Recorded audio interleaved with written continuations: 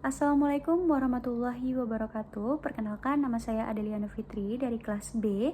Di sini saya akan mempresentasikan hasil tugas saya terkait analisis jurnal pada mata kuliah statistika yang diampu oleh Ibu Najma Anuria Fitri. Baiklah, sebelumnya di sini saya menggunakan jurnal yang berjudul Analisis Efisiensi Pengelolaan Obat pada Tahap Distribusi dan Penggunaan di Puskesmas. Yang dimana research question yang saya ambil yaitu bagaimana efisiensi pengelolaan obat pada tahap distribusi dan penggunaan di puskesmas di wilayah Surakarta. Tujuan utamanya adalah mengevaluasi efisiensi manajemen obat pada tahap distribusi yang meliputi ketersediaan obat, stok mati, dan kadaluarsa, serta tahap penggunaan atau jumlah item obat per lembar resep, penggunaan obat generik, dan penggunaan antibiotik di puskesmas. Kemudian, apa sih populasi dan sampel pada jurnal ini? Populasi itu puskesmas di wilayah Surakarta, kemudian sampel yang digunakan adalah puskesmas Sibelah, puskesmas Pajang, dan puskesmas Nusukan dengan pengambilan data berdasarkan cluster sampling. Selanjutnya, jenis data collection. Nah, penelitian ini menggunakan dua metode pengumpulan data, yaitu yang pertama, retrospektif, yaitu mengambil data dari dokumen yang ada sebelumnya seperti laporan stok opname, resep, dan juga laporan obat kadaluarsa. Kemudian, metode yang kedua, konsulen, yaitu data primer yang diambil langsung dari wawancara dengan petugas terkait serta pengamatan di lapangan.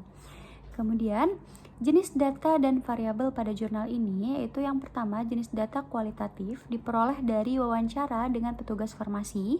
Kemudian data kuantitatif diperoleh dari dokumen farmasi seperti jumlah obat yang kadaluarsa, stok mati, ketersediaan obat, serta jumlah item obat per resep.